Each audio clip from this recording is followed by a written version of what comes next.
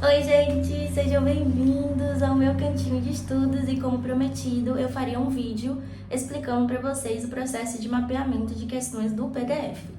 Essa, para mim, é a parte mais importante de quando você tem o primeiro contato com o material, porque ali você vai entender como, de fato, a disciplina cobre o conteúdo. Quando você vê o assunto, você meio que viaja, porque você não tem muita noção sobre o que de fato a banca quer saber daquilo, o que de fato é relevante. Então, às vezes você vê um conteúdo e você acha que aquela parte que você acabou de ler, que tem um exemplo, é a parte que as bancas vão focar, e não necessariamente vão. Então, qual é o passo mais importante depois que você leu o material todinho, criou seus flashcards? Você vai mapear as questões não tentando respondê-las. Eu já vi gente falar assim, agora você não olha, você tenta fazer as questões no escuro. Você tem que fazer essas questões se permitindo olhar a resposta. Pelo menos as 15 primeiras. Você lê, não entendi, enunciado e tal, você lê a resposta sem se cobrar, aí não entendi nada, vou voltar no PDF e vou ver uma videoaula. Não. Vai lá, passa para as alternativas. Ah, agora fez sentido, retorna. Você vai ver que da questão 20ª em diante, da 16 em diante, você já vai ter uma noção melhor e vai começar a perceber que as questões perguntam as mesmas coisas, que elas se repetem.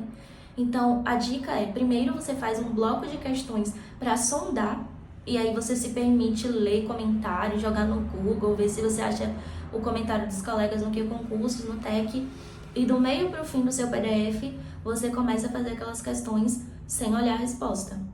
Porque é um preparo para você ir para o site de questões que costuma ser um espaço onde você vai ter um pouquinho mais de dificuldade, porque as questões vão subir de nível e elas não vão ter aquele lugar do link.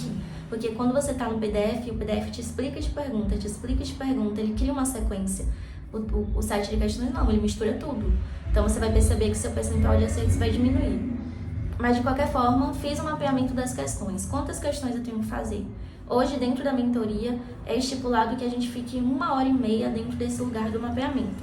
Se eu fizer todas em 1h30, ótimo. Se eu não fizer todas, paciência. Quando eu voltar para revisar, vou marcar ali onde eu parei. E aí eu vou e continuo fazendo esse mapeamento. Então, faça esse mesmo teste. Estipule um tempo. Se você quiser seguir a metodologia do Guruji, eles utilizam 1h30. Se você tiver uma outra ideia, se você tiver que ajustar o seu tempo ali para algo mais curto, não recomendo que mais do que isso, você faz uma sessão mais curta de mapeamento de questões.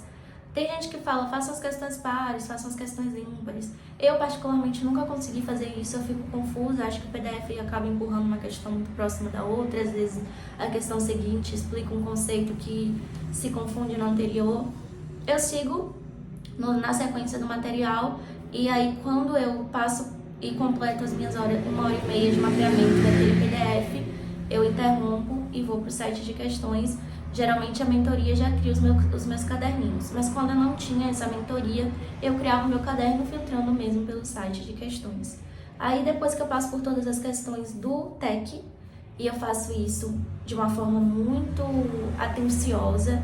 Eu construo um caderno de erros das questões que eu errei, que vai ser assunto do próximo vídeo, como você faz um caderno de erros.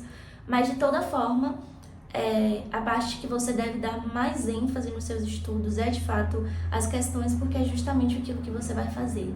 E aquele soldado que treina bastante vai ter o seu combate mais fácil, não é mesmo? Até o próximo vídeo.